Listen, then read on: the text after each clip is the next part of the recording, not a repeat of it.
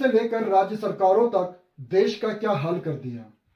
केंद्र से लेकर राज्य सरकारों तक देश का क्या हाल कर दिया। सत्ता पाने की होड़ में शिक्षा का बुरा हाल कर दिया। मुख्यमंत्री होश में नहीं है, लोगों की सुनी नहीं जा रही है। जनता मालिक होती है, युवा जो है वो भविष्य होते हैं और उनके साथ नाइंसाफी हो रही है। आप लोग सब लोग देख रहे हैं, पेपर लीक हो रहा है। उसको देखते हुए जो है एक सेंटर का जो है रद्द किया गया। अब एक तरह का नॉर्मलाइजेशन ही हो गया। या तो एग्जाम होना चाहिए तो री एग्जाम होना चाहिए, सबके लिए होना चाहिए। और ये शिकायतें हर सेंटर से लगभग आई हैं। कहीं देर पेपर मिले हैं, क्वेश्चन पेपर, कहीं जो है सील जो है वो खुला हुआ था, पहले से बटा हुआ था। तो इस तरह की बातें आई। और जब आप एक सेंटर का पहले तो उस दिन कहा कि कुछ नहीं हुआ, तो आपने रद्द क्यों किया एक सेंटर का, जब 12,000 अभ्यर्थी परीक्षा दिया। ये आंदोलन जो शुरू हुआ ये नॉर्मलाइजेशन को लेकर के हुआ। 28 तारीख को आप जान रहे हैं कि हम लोगों ने भी विधानसभा में इस इश्यू को उठाया। पूर्व मुख्यमंत्री राबड़ी देवी जी ने भी तख्ती ली हुई थी, हमारे सारे विधायकों ने भी लिया था। बीपीएससी सोया हुआ था क्या? हमने मुख्यमंत्री को चिट्ठी भेजा, तब भी बीपीएससी सोया हुआ था। 12-14 दिनों से आंदोलन चल रहा था नॉर्मलाइजेशन को लेकर के, तब भी बीपीएससी सोया हुआ था। डीएम जब झापड़ मारता है, लाठी खाता है छात्र छात्राएं, तब आप प्रेस कॉन्फ्रेंस करके कहते हो कि नहीं नॉर्मलाइजेशन तो अफवाह था। आपने पहले क्यों नहीं क्लैरिफाई किया इस बात को? तो हम लोगों ने कई बार कहा कि बीपीएससी शुड क्लैरिफाई। अगर कंफ्यूजन है तो कॉन्फिडेंस में लेना चाहिए, लेकिन सुनी नहीं। अब 13 तारीख को परीक्षा होता है तो पेपर लीक का मामला आता। तो अब जो है री एग्जाम की मांग हो रही है। 11 बजे रात में हमको फोन आया कि आइए। हम बोले जब पटना पहुंचेंगे तो हम आ जाएंगे। तो रात में अगले दिन हम ट्रेन पकड़ के 21 को हम जाके मिले उन सभी लोगों से, और हमने अपना नैतिक समर्थन दिया। वो उनका आंदोलन है, वो छात्रों का आंदोलन है, वो अभ्यर्थियों का आंदोलन है। किसी भी पॉलिटिकल पार्टी का या पॉलिटिकल नेता का आंदोलन नहीं है। हम समर्थन दे रहे हैं उनको नैतिक, लेकिन कुछ लोग इस आंदोलन को कमजोर करने में लगे। सरकार भी लगी हुई है कि आंदोलन को कुचला जाए। उनको एक मौका मिल गया, गर्दनी बाग से आप गांधी मैदान लेके जा रहे हैं। आप जान रहे हैं कि वहां प्रतिबंध है और बिना परमिशन के आप ले जा रहे हो। एक तो एफआईआर होना ही और एग्जाम नहीं दे पाई, लोगों पे केस मुकदमा होगा, जिंदगी भर केस लगते लगते बीत जाएगा। इनकम है नहीं, सोर्स ऑफ इनकम, कौन खर्चा उठाएगा उनका पर? बी टीम पहुंच गई वहां, लेके चली गई वहां। हम तेजस्वी ऐसा नहीं करेगा, उनके भविष्य के साथ खिलवाड़, उन पे एफआईआर हम करवाएंगे, उनको पे लाठियां हम बरसवाएंगे। क्यों?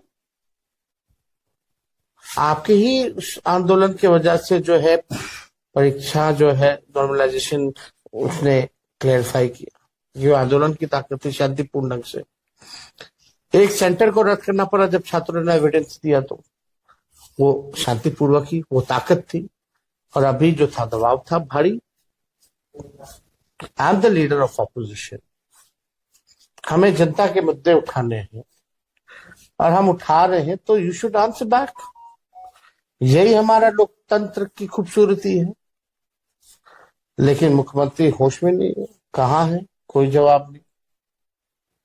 ना सदन में कुछ बोलते हैं, ना चिट्ठी का जवाब देते हैं, ना छात्र छात्राओं से मिलते हैं। कर क्या रहे हैं कहीं? ना मीडिया से बात करते हैं। तो ऐसा तो लग ही नहीं रहा कोई हमारे देश को, प्रदेश को, हमारा कोई मुख्यमंत्री भी गलत फहमी में लोग हैं कि बीपीएससी सब कुछ है। बीपीएससी कुछ है ही नहीं। जो है सरकार है, मुख्यमंत्री है। मुख्यमंत्री जिसको चाहेगा वो बीपीएससी का अध्यक्ष बनेगा। जब मन करेगा 2 मिनट नहीं लगेगा उसको हटाने में। तो मुख्यमंत्री हटाना ही नहीं चाहते, और बनाया भी है तो गुजरात के रिटायर्ड अधिकारी को बनाया गया। तो आप समझ सकते हैं कि ऑल इज ऑल वन। मुख्यमंत्री 17 साल से लोग नियोजित शिक्षक लाठी खा रहे थे, अब हमारे बीपीएससी अभ्यर्थी खा रहे हैं। कल कोई और धरना होगी, कल और परीक्षा होगी, फिर पेपर लीक होगा, ऐसे ही चलता रहेगा। ये पेपर लीक लगातार हो रहा, लेकिन कब नहीं हुआ? जब तेजस्वी था तो 3 महीने में नौकरी मिल गई। 17 महीने के सरकार में नियुक्ति पत्र पाते हुए क्या चेहरे पे खुशी होती थी। आप तो गवाह हैं गांधी मैदान में। आज वही गांधी मैदान में लोगों की कुटाई हो रही है, सर फटा पड़ा पीएमसीएच में, आंखों में आंसू है, पानी का बौछार है ठंड के मौसम में, और लाठी से पीटा जा रहा है। लेकिन वो 17 महीने में तो नियुक्ति पत्र मिलती थी लोगों को बिना पेपर लीक हुए। देश से शिक्षा और विद्यार्थी बिल्कुल खत्म ही होते जा रहे हैं, रोजगार दे ही नहीं पा रहे हैं। आज सिर्फ 2 ही तरह का रोजगार चल रहा है, एक तो राजनीति का और दूसरा धर्म का। ये देश की हालत क्या कर दी मोदी जी आपने? देश बर्बाद कर दिया मोदी जी, बर्बाद कर दिया। आपके उसी ट्रैक पे लेके जा रहे हैं जो वर्षों पहले कभी बांग्लादेश और पाकिस्तान हुआ करता था, उसी ट्रैक पे देश को लेते हुए जा रहे हैं आप। सच बताओ मोदी जी, मैंने आपको जिताने के लिए 2014 में नुक्कड़ नाटक को ना जाने क्या क्या सभाएं की है मैं आरएसएस से हूं, कट्टर हिंदू हूं, लेकिन अब जो आपका कार्य चल रहा है ना, उसके बाद आप देश को बेहाल कर चुके हैं। मैं सही में राजनीति में के बारे में नहीं बोलना चाहता हूं, खासतौर से बीजेपी के बारे में नहीं बोलना चाहता हूं। मैं चाहता हूं देश में सकारात्मक न्यूज दूं, अच्छी खबरें दूं, देश हेल्दी न्यूज दें, लेकिन आप लोग मजबूर करते हो बोलने के लिए। आप लोग मुझे नहीं बोलना चाहता हूं फिर भी मजबूर कर देते हो, क्योंकि आप देश को बर्बाद करते हुए जा रहे हो। शिक्षा खत्म करके, युवाओं को रोजगार नहीं देके सब विदेश से चले जा रहे हैं, सब कुछ खत्म कर चुके हैं। समझिए मोदी जी। जय हिंद, भारत माता की।